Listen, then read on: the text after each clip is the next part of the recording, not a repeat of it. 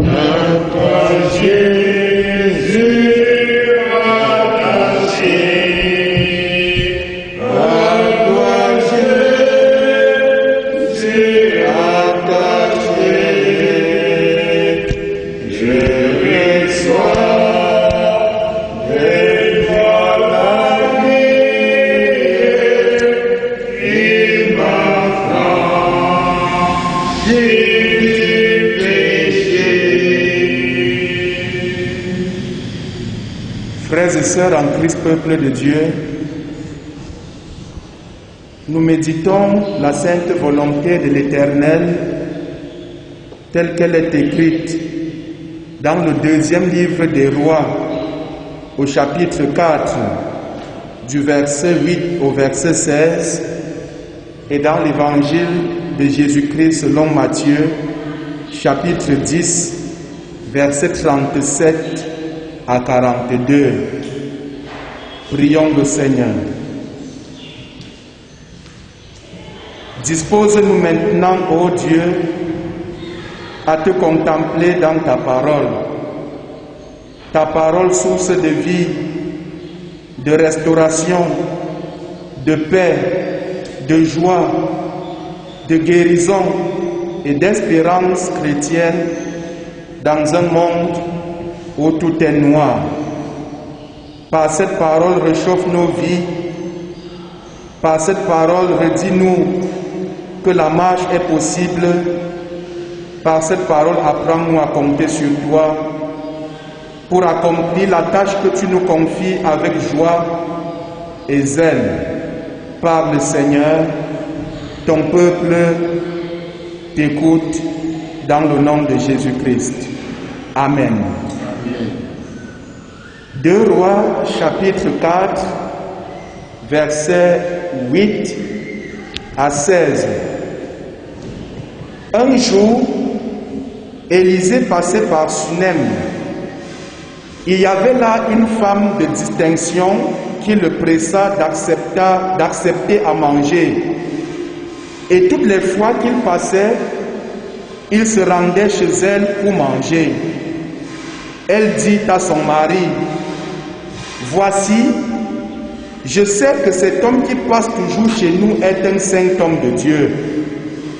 Faisons une petite chambre haute avec des murs et mettons-y pour lui un lit, une table, un siège et un chandelier, afin qu'il s'y retire quand il viendra chez nous.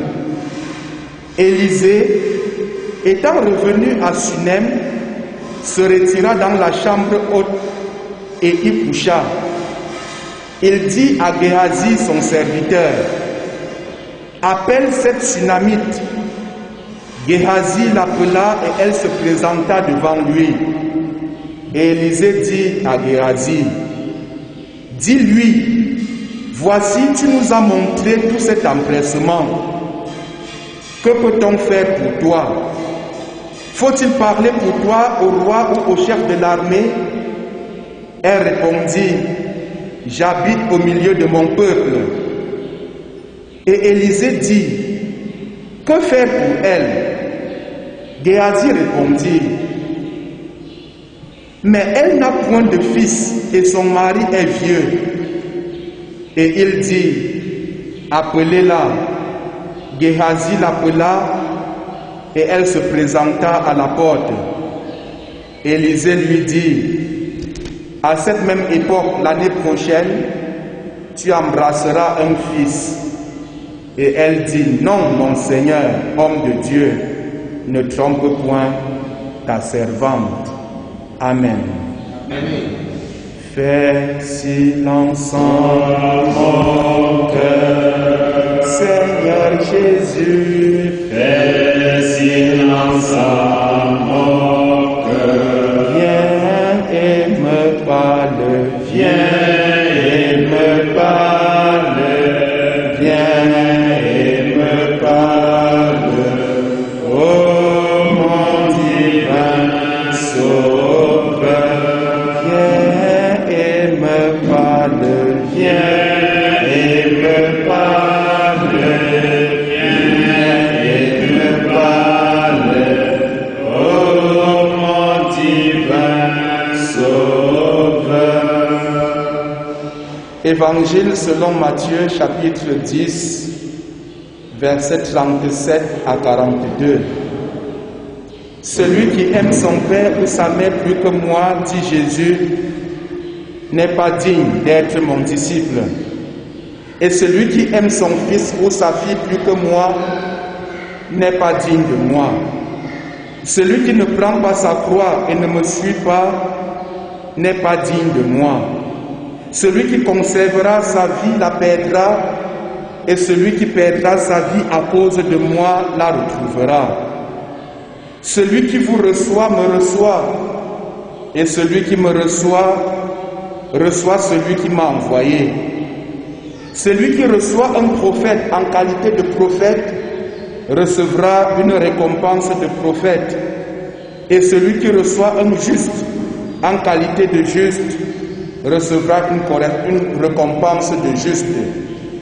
Et quiconque donnera seulement un verre d'eau froide à l'un de ses petits parce qu'il est mon disciple, je vous le dis, c'est la vérité, il ne perdra point sa récompense. Amen. Rends-moi conforme à toi, Seigneur Jésus. Rends-moi conforme à toi. Divin modèle, divin modèle, divin modèle, mets ton image en moi. Divin modèle, divin modèle, divin modèle, mets ton image en moi. En ce 4e dimanche du temps de l'Église, le Seigneur nous parle de la réalité de la mission chrétienne, parce que nous sommes tous et toutes des missionnaires, chacun dans le ministère qui est le sien. Avec l'Évangile, nous voyons qu'avant d'envoyer définitivement ses disciples sur le terrain de la mission, à travers le grand mandat de Matthieu 28, dans lequel Jésus déclare « Allez, faites de toutes les nations des disciples », il a au préalable procédé à ce que les enseignants appellent un galop d'essai ou encore une séance de travaux pratiques à travers lesquels il leur a donné les instructions précises sur cette mission qu'ils sont appelés à accomplir en son nom. Le chapitre 10 de l'évangile selon Matthieu nous donne justement les détails de ce galop d'essai, de ces travaux pratiques. En fait, il s'agit dans cet évangile pour Jésus de dire aux disciples qu'il a appelés en quoi consiste leur mission, ce à quoi ils doivent s'attendre, car l'appel et la mission sont intimement liés. L'appel divin, que l'on qualifie aussi de vocation, n'est pas une invitation pour une partie de plaisir. Au contraire, quand Dieu appelle, c'est pour un but précis. Et tous ceux qui répondent à son appel en se réjouissant de ce privilège doivent le savoir et se préparer pour le vivre. Telle est la démarche du Christ dans ce chapitre de l'évangile selon Matthieu qui fait objet de notre méditation aujourd'hui. Jésus commence par appeler 12 de ses disciples nommément, puis il les envoie après leur avoir donné des instructions précises. Bien-aimés, lorsqu'on observe attentivement cette directive qui constitue le cahier de charge du disciple, l'on se rend compte que loin d'être de simples instructions ou orientations professionnelles, il s'agit d'une préparation profonde à la connaissance de leur mission et des réalités de celle-ci. Car pour bien mener une tâche, il ne suffit pas d'avoir les aptitudes intellectuelles et techniques requises. Il faut surtout maîtriser la réalité du terrain. Une réalité qui n'est pas toujours faite d'approbation, d'amis, de situations favorables, mais qui est aussi cette réalité le produit des oppositions, des vents contraires, bref, de l'adversité à affronter. C'est cette réalité de la vie chrétienne et du ministère apostolique que Jésus présente à tous ceux qui acceptent de le suivre.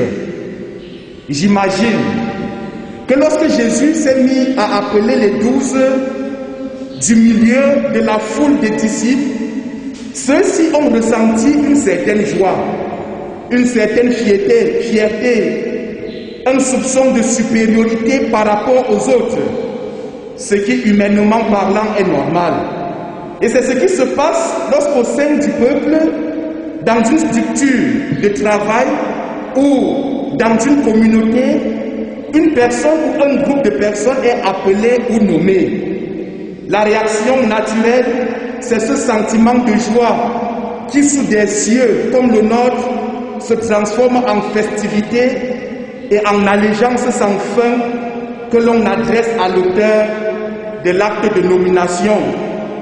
Parfois, vous voyez les gens fêter leur nomination ou leur élection au point où vous vous demandez si c'est réellement pour servir qu'ils ont été appelés. Il y a des personnes dans l'Église que l'on ne connaît comme chrétiens ou fidèles que parce que un jour, celui de leur installation ou présentation dans tel ou tel ministère, un jour, celui de leur baptême ou de leur mariage, ils ont organisé une fête du genre, venez voir et allez dire. Et après, ils disparaissent. Jésus n'empêche pas à ses disciples de se réjouir. Mais au-delà de la joie, il les aide à se préparer au rejet que plusieurs d'entre eux connaîtront en tant que chrétiens et en tant que ses envoyés. La mission ne consiste pas seulement à annoncer l'évangile. mais elle consiste aussi à faire face aux réactions négatives venant de ceux qui les disciples sont envoyés et qui rejettent l'évangile du Seigneur. Jésus-Christ situe ces pôles d'opposition à 3 niveaux. Le premier est celui des autorités de tous bords. Le second, celui des personnes ou des personnalités religieuses. Et le troisième, celui de la famille. Les disciples doivent se préparer à affronter de la part de ces différents groupes les menaces, les attaques physiques, l'humiliation publique et le rejet de la part des êtres chers. C'est le prix ou le sacrifice à consentir si l'on tient à suivre fidèlement le Seigneur en marchant dans la justice, la vérité et la lumière qui le caractérisent. L'évangile que nous avons écouté boucle d'une part cette attitude que le chrétien doit avoir envers sa famille avant de présenter les conséquences inhérentes d'autre part. Et Jésus dit, celui qui aime son père ou sa mère plus que moi n'est pas digne de moi. Et celui qui aime son fils ou sa fille plus que moi n'est pas digne de moi. Sœurs et frères en Christ, les tenants de l'évangile de la division, les gourous spirituels qui s'appuient sur la parole de Dieu pour se faire des adeptes et non des disciples pour Christ, affectionnent ce passage. Pour savoir qu'ils sont aux trousses d'une personne, surtout les jeunes, il suffit de faire des remarques sur leur comportement, de leur réserver quelques reproches sur leur attitude, et vous entendrez ce passage être cité avec beaucoup de force. Je savais que l'on va me persécuter, que je serais rejeté par ma famille, parce que justement Jésus a dit, celui qui aime son père ou sa mère plus que moi n'est pas digne de moi. Jésus, mes frères et mes sœurs, n'encourage pas à la désobéissance aux parents. Il n'encourage pas non plus l'irresponsabilité parentale au nom d'un engagement chrétien quelconque. Mais il rend ses disciples attentifs au fait que la vie avec lui ne conjugue pas avec les affinités, les choix personnels, les partis pris égoïstes. Jésus sait que le lien de sang, le lien de parenté qui existe entre des personnes est tellement fort qu'il peut modifier les principes de vie et transformer même certaines personnes. Nous avions une enseignante de caractère, rigoureuse, sévère et inflexible face à l'attitude de ses étudiants. Mais nous étions surpris de constater que son propre fils, étudiant comme nous, était compté parmi ceux qu'on appelait les déserteurs, non-travailleurs de la promotion, délinquants à la limite. Et un jour, à une occasion favorable, l'un de nous a posé à cette enseignante cette question. Madame, comment cela se fait-il que vous soyez si dur avec nous et que votre fils soit pratiquement le contre-exemple de vos valeurs? Surprise par la question et la remarque, notre enseignant prit un temps et nous dit tout simplement, mes chers enfants, un jour lorsque vous serez parents, vous allez comprendre ce que je vis.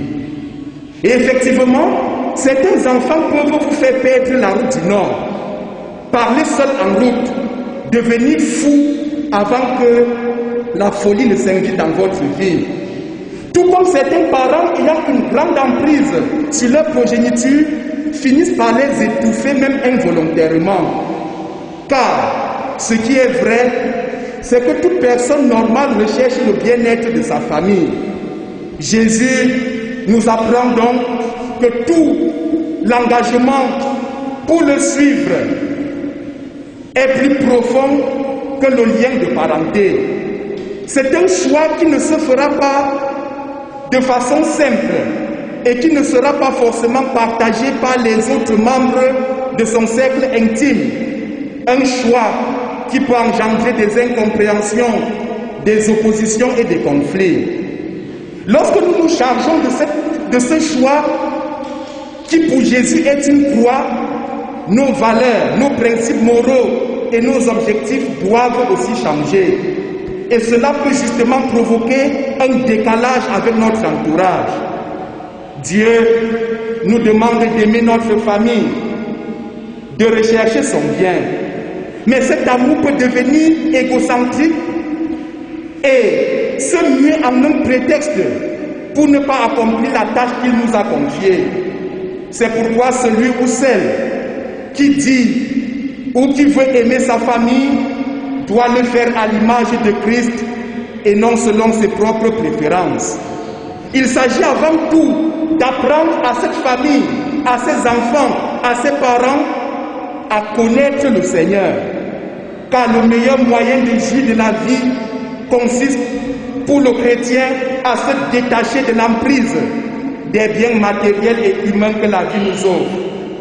Peuple de Dieu, par ce temps où la notion de propriété privée, de biens personnels, de possession et d'avoir est devenue un élément d'identification et de prestige social, nous sommes invités au nom de notre foi en Christ à apprendre à nous en défaire sans les négliger.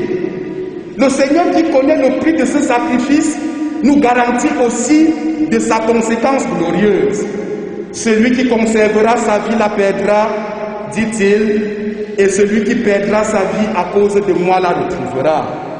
C'est un peu la réplique de qui perd gagne. L'apôtre Paul l'exprime à travers l'image du baptême chrétien, signe de l'alliance avec le Seigneur.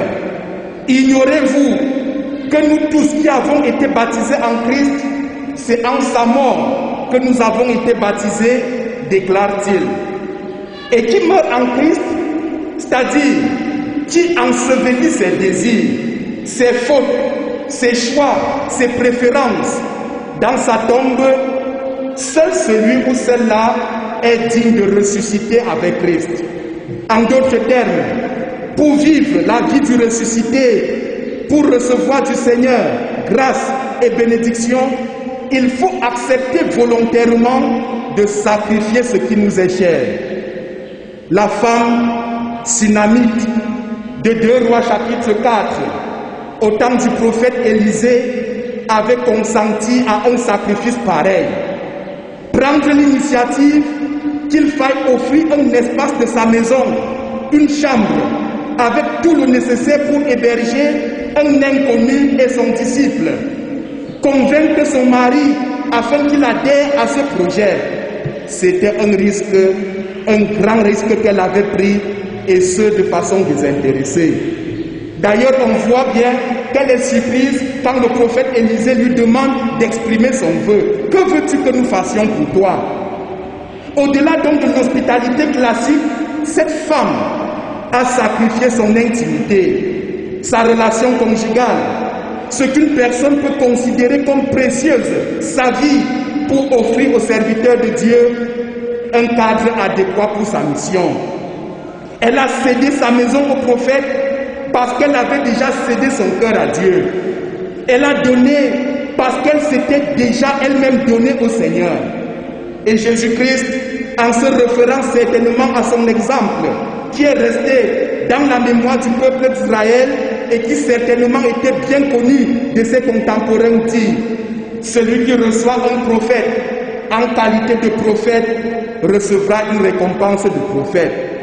Ce qui est marquant dans cette déclaration du Christ et que l'on observe dans le comportement de la Sunamite, c'est le fait de recevoir le prophète en qualité de prophète. Pas simplement comme un homme à qui on doit charité ou solidarité, mais en ce qu'il est, prophète envoyé de Dieu. C'est-à-dire le considérer pour ce qu'il est et non pour ce qu'on veut qu'il soit. Le considérer pour ce qu'il est et non à lui imposer nos préférences, nos goûts, nos désirs et nos volontés. Recevoir un serviteur de Dieu en qualité de serviteur de Dieu, c'est accepter le message qu'il apporte de la part de Dieu. Que ce message nous plaise ou non. Malheureusement, ce n'est pas toujours le cas. On voit bien que dans leur fonctionnement, certains envoyés de Dieu se comportent plutôt comme des envoyés des hommes, parce que leur traitement certainement dépend des hommes. C'est triste. Oui, c'est triste de voir cette église qui critique le gouvernement, qui dénonce les travers sociaux, qui parle des autres avec beaucoup d'aise, mais qui est incapable de balayer dans sa propre maison et devant sa propre cour. C'est sous le prisme des affinités que l'on apprécie le ministère de tel ou de tel ouvrier. Mais Jésus ne se limitera pas aux prophètes. Il élargit la déclaration sur les justes, donc sur tous les chrétiens, pour dire que nous sommes tous et toutes les envoyés et les destinataires de la mission évangélique. Oui, frères et sœurs, finalement, cette parole nous apprend que nous serons traités de la même façon avec laquelle nous traitons les autres, envoyés par le Seigneur pour nous annoncer sa parole. Et ce traitement, c'est la récompense que nos vies devant Dieu lui donnent la possibilité d'attribuer à chacun, car comme le dit la parole, chacun moissonne ce qu'il a semé. Il le fait déjà dans le temps présent et cela se poursuivra dans l'éternité. Envoyez donc pour servir le Seigneur et annoncer sa parole auprès des autres. Recommandez pour recevoir les envoyés de Dieu et leur accorder la possibilité d'accomplir leur mission aisément. Que Dieu, au travers de cette parole, affûte notre démarche missionnaire et bénisse nos vies dans le nom de Jésus-Christ, notre puissant Sauveur. Amen. Amen. La voix du Seigneur m'appelle dans ta croix et viens sur moi. Je réponds, Sauveur éternel, me voici, je suis à toi.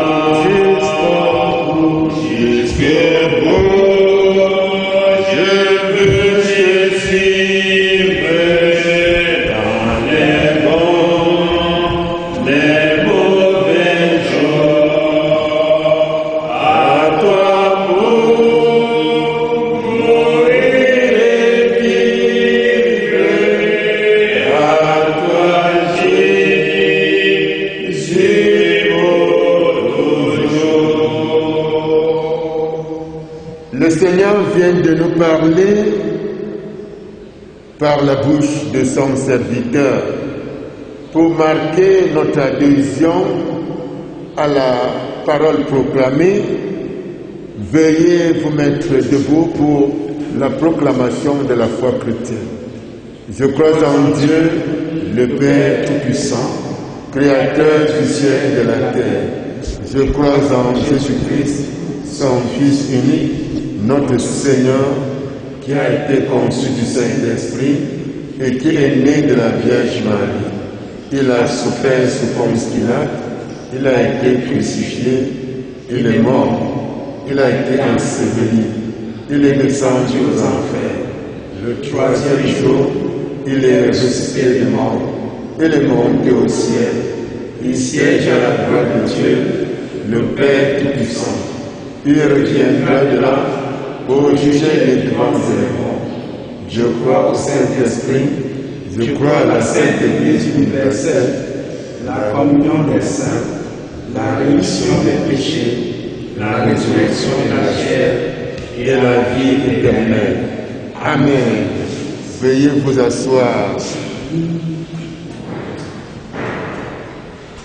Jésus nous dit: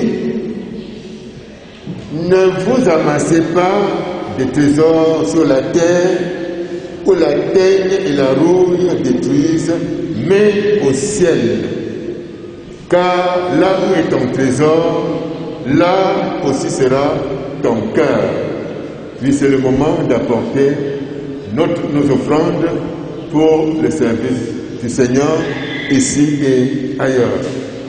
Nous exécutons le chant, à savoir Jésus m'aime.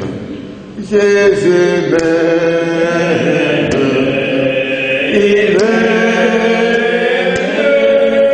il m'aime, il est mort pour moi. Jésus m'aime, Jésus m'aime, il m'aime, il est mort pour moi. Jésus m'aime, Jésus m'aime,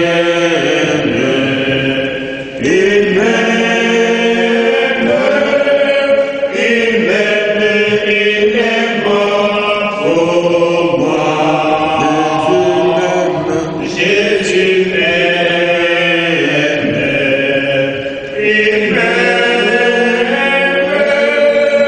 il m'aime, il est mort pour moi. Seigneur notre Père et notre Dieu en Jésus-Christ, tu nous aimes d'un amour éternel. Puisse ces offrandes que nous te donnons avec joie permettre à ton Église de mieux te servir et répandre la bonne nouvelle partout. Accepte ces offrandes au nom et pour l'amour de Jésus-Christ, notre Seigneur et Sauveur. Amen. Amen. Venez au Sauveur qui vous aime, venez, il va baiser vos frères, il veut vous recevoir lui-même, c'est la consente ouverte. Oh, quel beau jour, oh, quel beau jour, Sauveur fidèle, en nous appuyant sur ton bras, dans la ville merveilleuse, nous porterons nos pas. Prions Dieu. Seigneur notre Père et notre Dieu en Jésus-Christ, tu nous as appelés et tu nous confies, Seigneur, des missions qui demandent un sacrifice à un niveau ou à un autre. Dieu Sauveur, à quelles les prières qui montent aujourd'hui jusqu'à toi. N'abandonne pas au Père ton Église universelle et tout particulièrement l'Église évangélique du Cameroun. Me préserve là, Seigneur, de la propre justice et de la fausse piété. Le Seigneur notre Père et notre Dieu, protecteur, souverain et Père de tous les hommes, nous te présentons ceux des nôtres qui sont accablés par les épreuves de la vie, à l'instar des malades, des affligés, des isolés, des persécutés et ceux qui se sont abandonnés aux passions qui tuent l'âme et le corps. Envoie toujours auprès d'eux des témoins de ta miséricorde et le refuge, Seigneur, des uns et des autres. Donne toi-même pour eux ce que nous ne pouvons pas le faire nous-mêmes. Seigneur, glorifie ton Saint-Nom. Aussi, Seigneur, accorde la protection à notre pays, épargne-lui, Seigneur, les malheurs que nos infidélités et notre ingratitude envers toi pourraient empirer. Seigneur, Père éternel Tout-Puissant, maintenant que nous allons nous séparer, augmente en nous la foi, l'espérance et l'amour, et pour que nous puissions obtenir la vie éternelle que tu nous promets. Fais-nous aimer ce que tu commandes. Seigneur, nous t'en prions, que ta grâce nous dévance et qu'elle nous accompagne toujours pour nous rendre attentifs et à faire le bien sans relâche avec l'aide et au nom de Jésus-Christ, notre Seigneur et Sauveur, de qui nous devons cette prière. Notre Père qui est aux cieux, que ton nom soit sanctifié, que ton règne vienne, que ta volonté soit faite sur la terre comme au ciel. Donne-nous aujourd'hui notre pain de ce jour. Pardonne-nous nos offenses, comme nous pardonnons aussi à ceux qui nous ont offensés. Et ne nous soumets pas à la tentation, mais délivre-nous du mal. Car c'est à toi qu'appartient le règne, la puissance et la gloire pour les siècles des siècles. Amen. Jésus-Christ, c'est ma sagesse, il éclaire mon chemin, et je marche à ma faiblesse, on dépasse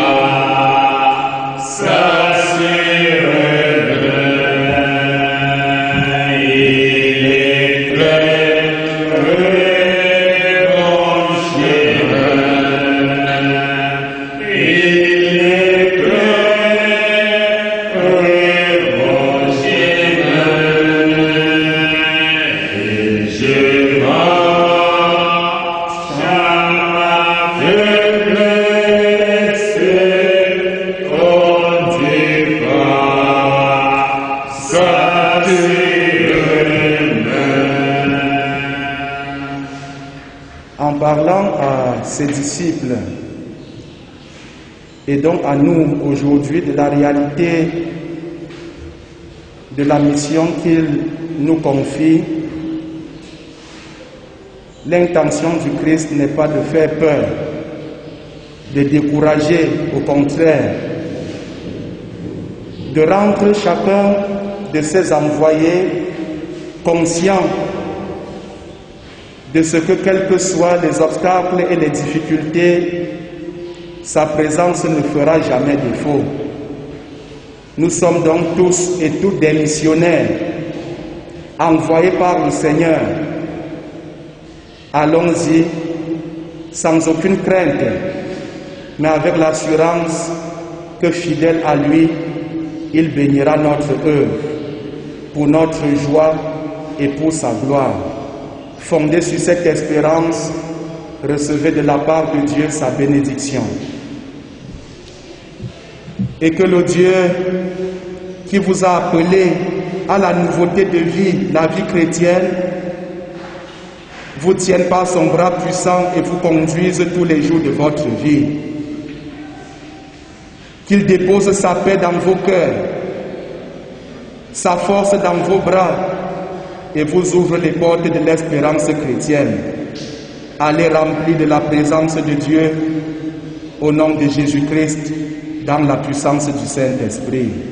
Amen. Amen.